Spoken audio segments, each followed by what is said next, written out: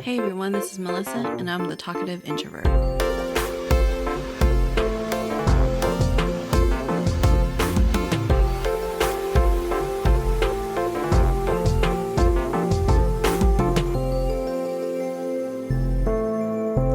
Welcome back to the podcast. If you're new here, welcome and thanks so much for checking out the pod.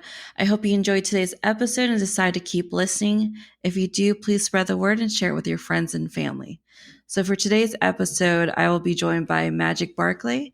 She's the host of A Magical Life podcast where she talks about health, wealth, and weight loss. She also founded Wholistic Natural Health in Australia, where their aim is to assist people who are dissatisfied with the current healthcare system by addressing fundamental causes, treating all 11 bodily systems, and establishing an ethical, sustainable lifestyle for long-term health.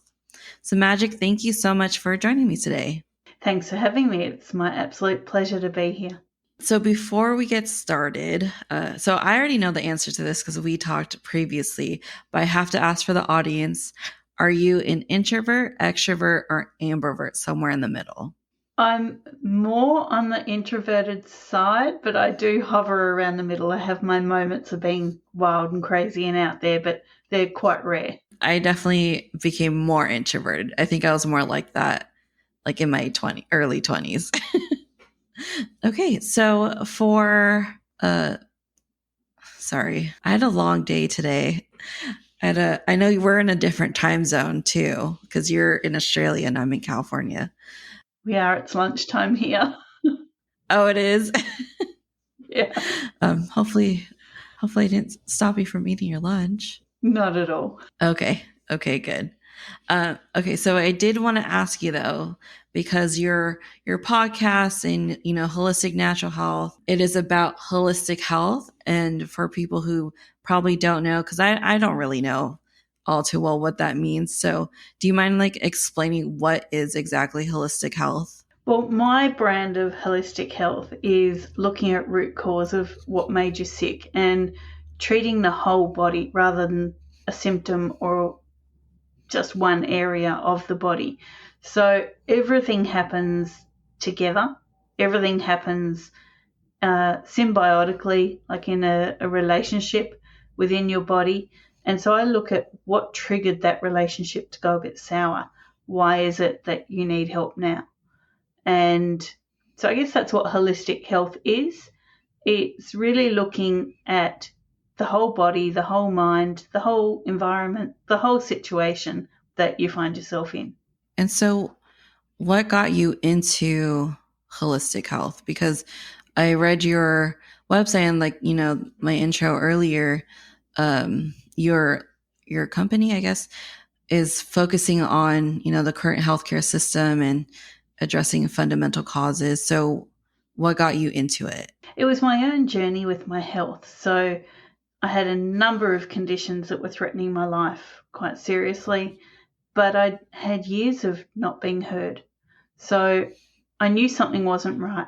And the traditional medical system just wasn't giving me the answers that I craved. And it also wasn't invested in me being well. So I felt like I became a customer and a number to my doctors and obviously to the medications they prescribed. So I really wanted to go down a path where I could not only find answers, but I could actually heal from what was making me unwell. And I guess that's what got me there. My own mortality was facing me head on, and it wasn't something I was prepared to deal with. And so what were your, experiences, like your negative experiences, if you don't mind sharing with traditional, I don't know if you could say traditional, but, the current health system? Yeah, you could say traditional. I think that's what we know it as now. So, look, I was dismissed. I was told everything was in my head. I was told, go home, eat less, exercise more, everything will be fine. You're attention seeking, you're this, you're that. And I knew that wasn't the case because I just wanted to be well and have a great day every day. And that wasn't something that was able to happen. So that was my initial experience. When I finally was heard, it was very late stage. And so, I was angry. I was like, well, I wouldn't be in this situation now if you'd listened to me when I first said something. And okay, it was different health professionals by that stage, but I just had this resentment going on because why was I facing the things I was when I raised the flags earlier? Not only that, but the medications that I was on. I started, Googling what do these medications actually do, and it really scared me. Like when you see what some of these common day-to-day medications that we're all given actually do to the body, and the fact that the data is all out there.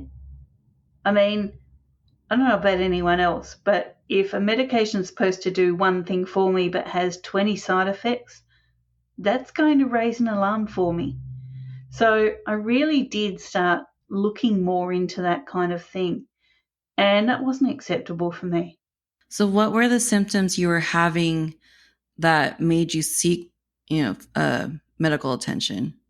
Yeah, well, look, common symptoms that unfortunately could be any number of conditions if you're not looking at root cause. So, in traditional medicine, let's just say the symptoms I was feeling were brain fog, extreme fatigue, pain, random nerve pain through the body, severe headaches, disrupted period was another one. Um, Almost like allergy responses, I guess you could say, which I now know was histamine responses. There was a lot going on. I was unable to feel my hands and feet for quite a while. My hair was falling out. My vision was getting blurry. I had what seemed like a head cold that would go for 6, 7 weeks. Just, these symptoms can be attributed to many, many conditions. But like I said, it wasn't until I started doing what I do now that I looked at the root cause, and each one of those symptoms actually points to a different thing. So, I would go to the doctor and they'd say, oh, it's all in your head. No, your extreme weight gain. No, it's just because you're lazy and you eat too much. And well, that wasn't the case. I was far from lazy, and okay, I probably did eat too much and too much of the wrong things, but not to a point where I could, more than double my body weight. That just wasn't the case. So, my urging to any listeners today is if something doesn't feel right, it's probably not. Do not be dismissed. And as an introvert, it's really easy to sit in the doctor's surgery and go, oh, okay, you're the doctor. Okay, why am I questioning this? Should I question this? It's uncomfortable to question this. But especially as an introvert, you need to have that difficult conversation. And so that's why I started the company Wholistic Natural Health Australia, because introverts are more than welcome. And guess what? Your intake form does all the talking for you. So by the time we actually get on a phone call or a Zoom chat with you, wherever you are in the world, we know everything we need to know.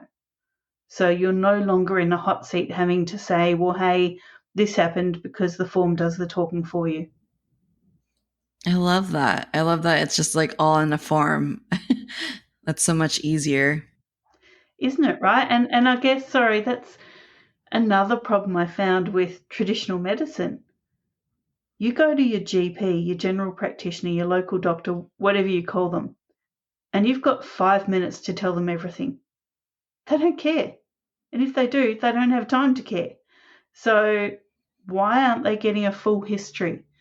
Why aren't they asking you what happened in your childhood? Why aren't they asking you about every virus that's ever attacked you? Why aren't they asking if, you get thrush regularly or ringing in your ears? Why? Because they don't have time. Yeah, I think it's crazy. I don't know.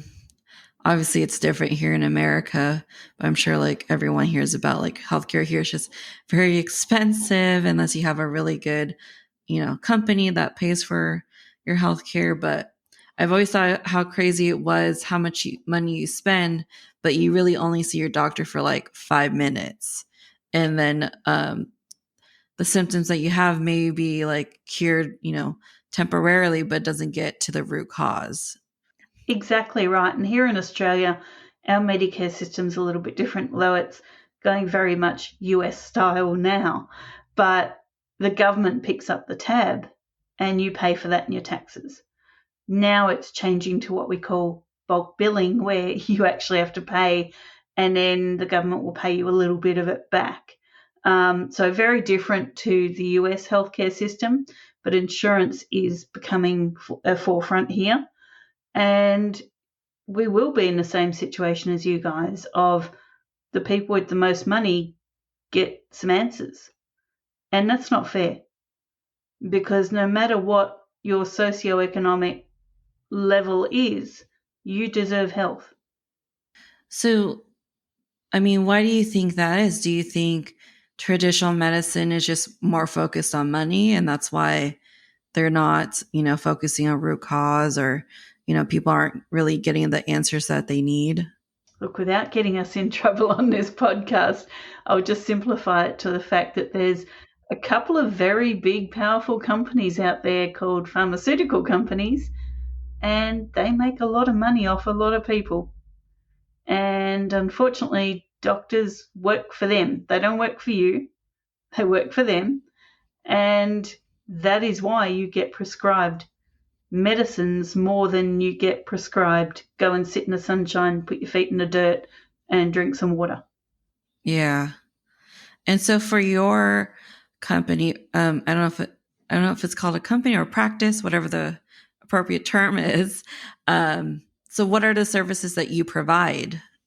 Okay, well, the first thing is that intake form that I mentioned. So we actually have a complimentary call called the root cause analysis.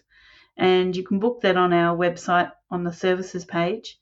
And that sends you that form straight away. So you can sit there and write your health thesis, as someone called it last week, which I thought was terrifically hilarious and but appropriate. And so you can fill out your intake form, and then that gets sent back to the practitioners. They then jump onto a Zoom call or a phone call, depending on where you are in the world, and you get some answers straight away. So you haven't even started paying us for anything yet, and you've got some answers. Now you can walk away with the answers, or you can go, hey, I really want to address this, and stop being a customer, but start being a health guru of my own. So we can work with you in that. Now, all our packages, all our services are actually rolled into our packages now. So we used to treat everything differently. If you came in for lymphatic drainage in clinic, then that's what you got. We've closed our clinics to be 100% remote. So all of our counselling, all of our holistic natural health care, all of our education, everything is rolled into your package. So we work with you remotely, wherever you are in the world, to get to those root causes. So that's basically how we work with you. But we do a couple of other things. And that is that I'm an instructor of other healthcare practitioners, so they can get in touch with me and I can teach them about the PNEI of trauma. And we also are an affiliate with innateimmunity.com. So the fellow that founded that, Dr. Stuart Gillespie, is my mentor. And so we've always got our knowledge updating. And if you're a practitioner, or even if you're a client and you want to learn more about how the body works, we can get you in touch with the networks that can do that. And so do your practitioners have to go through medical, like the same type of medical school education as, traditional general practitioners, or is there like something completely different that they go through? Definitely not. They don't have to do traditional medical school, because what we know is that over several years in traditional medical learning situations, you have very limited time to learn what you need to learn. So very limited time on nutrition, on the body systems. It's not their fault. There's just a lot to cram in. So all of our practitioners have had or still have health concerns that they're working on. And so they don't just talk the talk, but they walk the walk every single day. And they have done study in functional medicine and functional health. They will have other branches that they focus on. And so the people that you're speaking to at Wholistic Natural Health Australia have been where you are. They have not only the empathy for your situation, but the understanding of how tough things can seem. And that's where the counselling comes in. They will tell you, hey, this is not a linear journey, but we're here for when you hit the peaks and when you hit the troughs, we're here for you. So do you also work on like mental health issues as well? Yes, to an extent. So many mental health issues originate in the gut or the brain.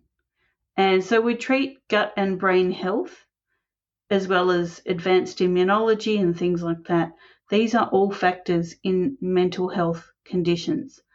Having said that, we will work with your current specialists, your current doctors. We will give you, a whole list of questions that you need to ask them, answers that you need to seek from them. We won't take you off medications that you're already on because that's your doctor's job to do that.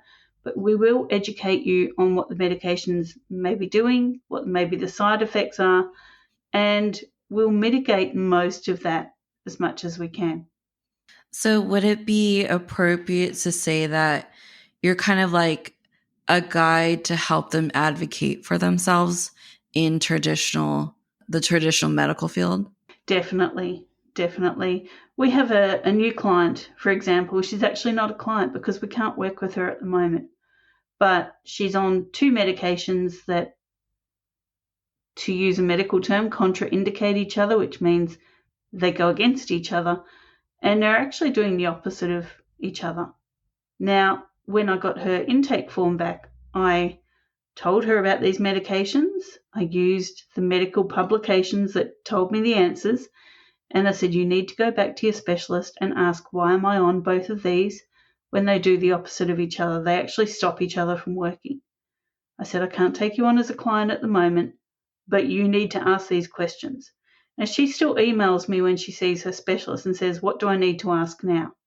She hasn't paid me anything, and I haven't asked her for anything in payment because her specialist put her on the medications, which caused basically a storm of symptoms coming up. And so her specialist needs to fix that. But yes, she has me in her corner so she can advocate for herself. I think that's absolutely beautiful. Like, because not a lot of people know what to say or even ask their doctor. They know something's wrong, something's off, but that's pretty much it. Like, I don't even know what to talk to my doctor about when something's going on. I just know something's off. Yeah, well, that's it. You've got to listen to your body. And unfortunately, look, I am going to generalize here. I'm sorry, doctors out there who may be listening, but unfortunately, most doctors do not. It's not that they don't, but they can't put the time into what you're dealing with. Like I said, they've only got 5 minutes to see you. They just can't. So relying on them to give you all the answers probably isn't the best course of action. Relying on them when you need them in an acute response, definitely. I mean, if I break a bone and it's sticking out my leg, I want a doctor to fix it. But if I've got the sniffles and a headache and fatigue and I know something else is going on in my body, I want someone like me to help fix that. Yeah, I was just talking to somebody else recently about my husband because he thought he broke his finger. And so I told him to go see the doctor because it's like swelling, it doesn't look right. And the first doctor he saw wasn't an orthopedic, was just a general practitioner. And she told him, like, yes, your finger is broken. You need to put it on a splint. Here's some Motrin. Like, go home, elevate it, and leave it in the splint. And then an actual orthopedic, reviewed the x ray. And she was like, no, that first doctor is completely wrong. You shouldn't have put it in a splint. You need to like exercise it. It's not broken. And now that like he's got a better diagnosis, I guess, like if it feels better, he can actually move it now. And that's scary because if we would have just went with the first opinion, then I don't know, his finger would probably still be stuck in the position. Exactly. Look, we see this a lot. You know, the doctor jumps in and says, "We'll do this," but they're not looking for the reasoning behind it. You know, maybe they should have just said, "Hey, look, it may be broken, but let's wait a few days. In the meantime, why don't you eat this because it's anti-inflammatory, or why don't you drink this, and we'll see if the swelling goes down and if it's just a soft tissue damage or a ligament damage." But they don't have time for this. And they don't make enough money if they send you home to wait and see what's happening, or if they send you to a physiotherapist.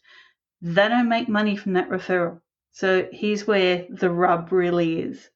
Yeah, and I don't know how it is there right now, but specifically, I guess where I am, there's there's a shortage of people in the medical field. A lot of people, especially during the pandemic, after vaccines got mandated, a lot of people had to leave the medical field. And so now there's a shortage. And I have a cousin who works in a hospital, and she's saying like, yeah, now doctors are doing things that like medical assistants do or nurses might do because there is a shortage. So not only did they not have time before, but now they have even less time, which is kind of a scary thought. It is. It is. And okay, so doctors and nurses and everyone, well, nurses do a lot more study in their chosen field, but doctors in particular didn't have time before. They have less time now. Having said they didn't have time before, if someone that is short of time, someone that has to cram so much into only a few years, if they turn around and say this medication that's come out now is not safe for me to put in my body, and they walk off their job that they've put years into studying for, that's got to tell you something. So I just find that incredible. Same here, there's job shortages everywhere because a lot of people did not take this medication, this experimental medication, and, you know, they chose to tighten their belts, maybe forego a lot of things so that they didn't put this into their bodies. Now, if medical professionals are saying that, that's got to raise some alarms. Yeah, it's a weird time right now for sure. But I've always been fascinated with medicine and how it works because my dad before he died was on 18 different pills, and the day that he died they found out he didn't take like one or two, and that was just catastrophic.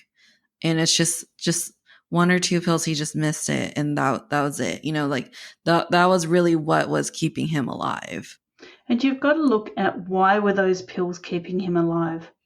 And, you know, this takes us back to what medications do.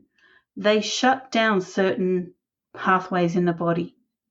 Okay, so they stop those areas of your body doing their natural job. Let's take an antihistamine, for example. Okay, very common medication, over-the-counter medication, you don't need a script. It's supposed to stop you reacting to certain foods and certain drinks and certain things. Histamine is a natural response in the body. You can have a histamine excess, but that's telling you something else is going on. It is not the problem. It is the symptom. Okay? So if you drink red wine, for example, and you get a red, hot, flushed face, it feels like you could cook an egg on your forehead, that's a massive histamine response. Now, if you take an antihistamine, that'll go away. But if you take the antihistamine, you won't know that red histamine response could possibly be your liver crying out saying, I can't clear toxins. Help me, help me. So do you want to just get rid of the red hot face, or do you want to know that your liver, one of your most vital of organs, has to get some help? So this is where we go wrong when we take medications to cover up symptomology, and that is we're not listening to what's going on. Now, the antihistamine takes the histamine response away, but that histamine response is there for a reason. So take that away, something much worse is going to happen. Yeah, it's kind of just like masking the symptoms, but it's not curing the root cause. Exactly, but it's also shutting down natural functions that your body needs to do. So let's say you have, just the common cold. Do you suggest people take like Tylenol or NyQuil or anything? Or No, what I suggest people take is a cup of tea with no milk, just some herbal tea, lots of rest, and actually get out in the sunshine. Because raising your vitamin D levels will help you. Eat some vitamin C rich foods. Really treat your body well. And if you can't do any of that, then just curl up in a ball in bed and rest, because it's only with you for a couple of days and your innate immune system actually has to fight it for you. Taking the Tylenol or whatever, we used to have Codral and things like that here. I don't know if you have that there. It's just masking the symptom, and guess what? Your body actually has to do this. The common cold, for example, is a great way to get rubbish out of your system. So you get all snotty and full up in the head, and guess what? That needs to be out, not in. So take your time and go through it. yeah, I think I learned, I took a nutrition class in college, and I remember my professor telling us that she doesn't tell people to take anything because she said it most likely will just prolong your sickness because you're not letting your body take out all of these toxins. And I thought that was so interesting because growing up, I just, my parents just always had us take NyQuil or take Tylenol cold or, whatever cold medicine there is, Robitussin. And so I never thought of just sit it out because your body's doing its job. Totally. So you get a cold, you make some freshly squeezed orange juice, you have your herbal tea, you stick Netflix on and you sit on the couch for a bit and ride it out and make sure you get sunshine in between, shows or whatever it is that you're doing, and let your body go through it. Yeah. So I did hear you mention PNEI. Is that what it is? What is that exactly? So it's a psychoneuroendoimmunology of trauma. And basically it links four main body systems together. So psycho is part of your brain, that's a limbic center in your brain. The N is your nervous system or the neural pathways. The E is the endocrine system or your hormones. And the I, of course, is your immune system. And they all link together. So if you ignore one, it flows on to the next, which flows on to the next, which flows on to the immune system, and you're going to have a reaction. So what this might look like is, say, as an introvert, you're asked to give a talk, okay? You're asked to give a talk at work. And that's the worst thing you want to do, is be in front of 20 people at work and have to talk to them. So you find something either in your past or currently and you make it mean something. You attach in an emotion. So the P is the psycho. That might tell you you are deathly afraid of speaking in front of people because you're an introvert, right? So that thought process is there. You might start to get random nerve pain. Oh, I've got a sore back, therefore I can't stand up in front of people because my back hurts, my knees hurt, whatever. I've got this shooting pain, I'm getting a headache. That's all your nervous system. So the P is the psycho. It said, hey, you don't feel safe in this situation. The N has said, wow, you don't feel safe. I'm going to try and stop you by sending out nerve responses. Then the E comes up. It's getting closer to the day that you have to talk. You start getting hot flashes. You start getting, an upset tummy, diarrhea, headaches. That's your endocrine system changing your hormonal pattern to keep you safe, because the P and the N have already tried. And now the E jumps in. Now, the I is your immune system. and it sees all of this going on and says, wow, you must be really unsafe having to give this talk. I know what I'll do. Now you can have laryngitis. So now you don't have to talk because you can't.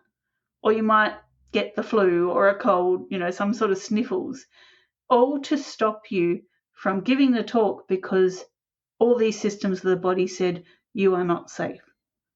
So that's how it kind of works, but that's an acute traumatic situation, so a rapid onset situation. This can happen from your childhood. So you might be, I don't know, in your 30s, 40s, 50s, 20s, whatever it is, okay, today, and something that happened when you were 3 or 4 might trigger this system off, because we know that we store trauma in all of the cells in our body. It doesn't just go away because we're not there anymore. And so the PNEI can jump in, and I have people come to me in their 30s, 40s, 50s, and they go, hey, this happened, I smelt this perfume or this cooking smell or something, and I just disintegrated. Well, that's because it's all linked back to a certain event. So when someone comes to you with an issue that they have, do you use the PNEI to go over that with them? Yeah, definitely. So that intake that we spoke about, this comes up in the intake. So part of the intake is a timeline. So it's a timeline from the moment you were born to now when you're filling out the form.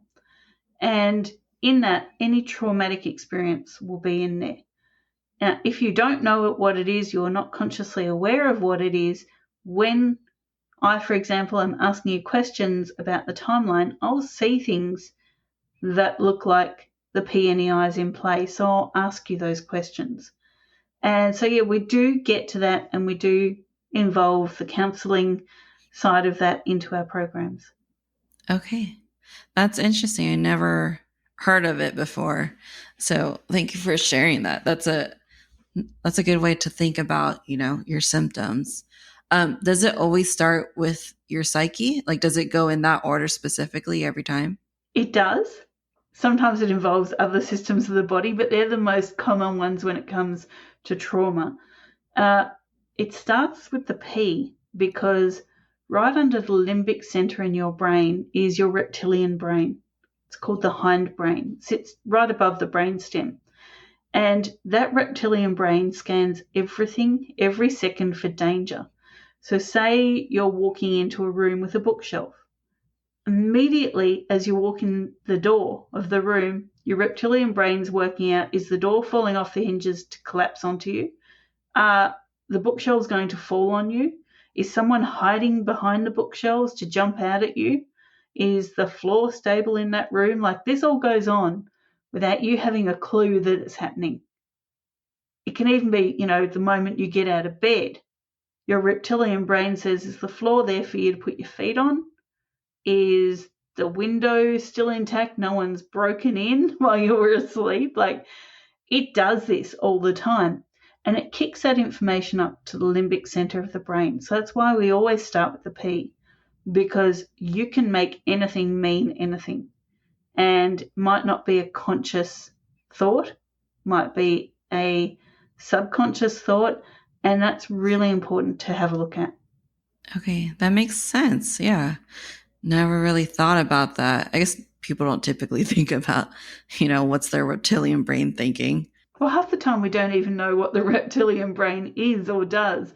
So, let's just say it keeps you alive. And in fact, your whole body wants to do exactly that, keep you alive. So, we really need to understand that our bodies want to do this and work with them rather than against them. Yeah, that makes sense. So I did also want to talk to you about your podcast, A Magical Life. So do you talk about the holistic, your practice as well in there? Or is there what are the main subjects I guess you talk about? I should ask. Well, health, wealth, and weight loss are what we talk about. We cover everything. So, yes, we talk about the practice in there a little bit.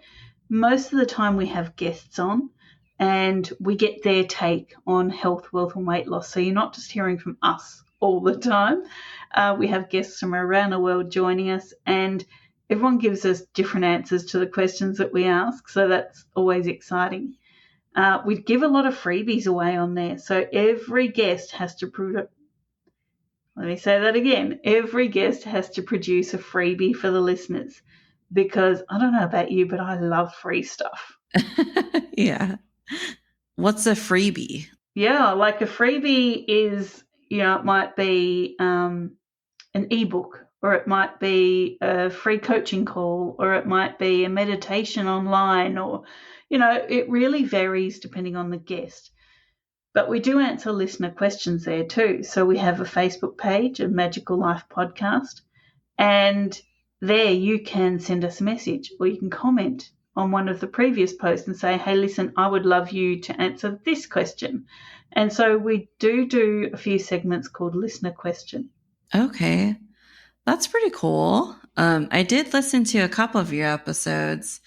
I was really interested in I think it's a body dysmorphia. I forgot who the guest was though. And I thought it was interesting because it's something that everybody kind of deals with. But what is your favorite subject that you talk about? Oh, wow. I don't think I've got a favourite. That's like saying, do you have a favourite child? And look, we all secretly do, but we're not going to come out and say it. My favourite subject to date would have to be, look, I love the body dysmorphia subject because I have that myself. But I really do love talking about habits as well. So changing our habits, not so much breaking habits because broken things aren't nice, but changing our habits. And probably one of my most favorite episodes was where I spoke about a morning routine and the importance of that, because I think that's a great habit to instill. Yeah, I think so too. I'm trying to create one still, figure out what works. It's hard because I can be kind of lazy.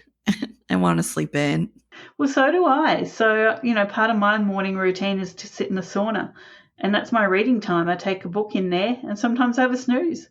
And, that's okay. I'm doing two things at once. Oh, that's amazing.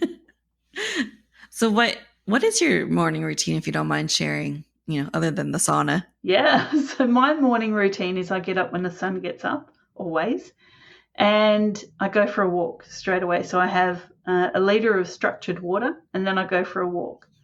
And I get the early morning sun, so that helps my gut bacteria make melatonin for the next night so I can sleep well. And when I come back from my morning walk, sometimes it's 20 minutes, sometimes it's an hour, just depends on how much time I have. I go into the sauna for between 30 minutes and 50 minutes. And I have it on super hot because I love being hot. And I read my book or I have a little snooze, just depends.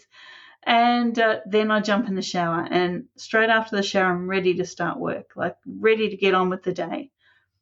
And no one else in my family's up at that stage. So that's really good. I have, the whole place to myself, which is great. Yeah, I think that's what I love about the morning, because I was telling my cousin that I think I'm a morning and night person, because those are like the two times people are usually asleep or, doing something. So it's a great time for introverts because everyone's awake during the afternoon, and during the afternoon I'd rather just take a nap. I think that's quite common amongst introverts, definitely. But yeah, my morning routine, no one else is up, so I get to do everything in peace and quiet. Yeah, it's like your little alone time. I think that's my favorite part of getting up, when I actually do get up in time, is going for my walk with my dog, because it's really just time for me to focus or listen to a podcast or something. That's the best podcast time, isn't it, when you're out walking? Yeah. Because it helps you too when you are listening to a podcast while you're walking. It doesn't feel like exercise, and I feel like I could walk forever if I'm listening to something really good. Totally. It makes the time go faster. And so, that's a great opportunity to multi skill during that time. because you're learning from a podcast or you're entertaining yourself or something. Walk does seem to go faster, but you're out walking. So win-win. Yeah, exactly. Like I have your podcast pinned because, I really am interested in holistic health just because just bad experiences I guess I've had with the medical field and not really getting the answers I want or taking too long to get the answers that I want or need, really, not want. And so this is like really interesting and I'm glad we're talking about it and sharing it with people. Thank you. So am I. And do you know what? That's what Holistic Natural Health Australia is all about. We want you to have the answers and we want you to have them as quickly as we can get them to you. Yeah. So the intake form is free. So when do you actually start charging people? So once we've been through the findings on the intake form, sometimes we'll say, listen, we're not a right fit right now, but certainly keep in touch. And sometimes we'll say, hey, we think we can work with you. We have 3 package sizes and you'll be offered one of those. So depending on what we see on your form, we'll tailor the package size for you. We're not going to sell you a 25 session if it's something quite simple and you only need 8 sessions. We're just not going to do that. It's all about being sustainable and ethical with your health. So we do have the 3 package sizes. Like I said, everything is in all of those packages, just to a different size of consults. So yeah, that's when you can start working with us if we find that we're a good fit, both for you and for us. Okay. And so I know a lot of people, we talked about this earlier, health insurance is expensive. If you don't live in certain areas where the government does pay for your health insurance, it can be a little pricey. And so like, do you help people out with that, maybe on the lower socioeconomic level? Well, we don't deal with health insurance at all. So, we do require you to pay the packages. But yes, if you are struggling, well, it's probably important to note that our packages are quite heavily discounted as it is, because we're not asking you to pay per consult. We've rolled it into a package to save you money because we want people to get well and healthy. So we're taking cost away as much as we possibly can. Having said that, we do Afterpay. We have, different payment schemes that we can work out with you. And no matter where you are in the world, you can use these packages. Okay. So you have clients all over the world. Yeah, we do. Oh, that's awesome. Yeah, I think you mentioned that earlier. Sorry. Well, that's great. That's kind of the perks of going virtual, right? Totally. And that's been the greatest thing for our business is actually enclosing our clinic rooms here in Australia so that we could focus on more remote practice. So do you plan on opening up again at all? Nope. No? Nope, we won't be reopening our clinic rooms. It was too expensive for us and for the clients. A lot of travel time involved for the practitioners, a lot of travel time involved for the clients. And what we found was, especially introverted clients would come in and didn't feel like they could tell us everything that they needed to tell us. Whereas remotely, they can send us an email and they can go, hey, I forgot to tell you this. It takes that stigma away from talking to your practitioner. Okay, yeah, that makes sense. And sometimes it's hard to portray your thoughts verbally. So I think, emails can be really helpful in that. Definitely. So we are at like 46 minutes. I want to make sure I give you a platform to talk about anything else. Is there any last minute things you want to talk about? Any that you want to share with the audience? Well, really just that your health needs to be sustainable and ethical. So if you are relying on medications, synthetic medications, that's not sustainable. It's also not ethical for your body. If you're relying on, plenty of doctors to tell you everything, well, that's also not sustainable because it's going to cost you a lot of money. And ethically, are they there for you? Some are. I'm not making a blanket statement here. But we are your sustainable, ethical healthcare choice. And we're there for you. Now, it doesn't matter what you're dealing with, we will either handle it ourselves or refer you to one of our trusted network of practitioners. And, we all have different niches. So, this doesn't leave men or women or children or anyone out of the healing realm, because we will send you to the right practitioner. So I guess that's probably pretty important to know. And I think that's really awesome that you're doing that. And yeah, that was actually one of my questions is, when someone is, or I guess, do you diagnose people? Yeah, we do. We do diagnose, but we diagnose by what the intake is telling us. So, people come to us with all sorts of labels and diagnoses. They're just names for a collection of symptoms. We don't treat the symptoms, we treat the root cause. We treat the systems of the body. So it really doesn't matter what your label or diagnosis is. For us, the root cause is what matters. Okay. And if you do figure out a root cause that may require like a specialist, you said you have like a list of practitioners. How did you come up with that list? A lot of extensive research, and depending on where you are in the world, we have functional health solutions practitioners around the world, and they might know of, say, an endocrinologist that you may need to see. So we'll do that legwork for you, and we'll ask people that we trust and that we know and that do the same thing as us or similar. We'll ask them what they think the best referral for you is. So you're never alone, looking through the phone book trying to find the next person that you need to work with. Okay, great. Yeah, I forgot I wanted to ask that because, it is great to have that person to talk to who can help you, like, ask the right questions. But, people are still nervous about who they can trust and who can they go to. And so I think that's awesome that you guys help them out with that and that you guys are expanding to other parts of the country, the world. Totally. Okay. So, sorry. I need to drink more water. I've been in meetings all day, so I'm just like talking nonstop. So my voice gets very raspy. I don't know. Maybe that's something I need to look into.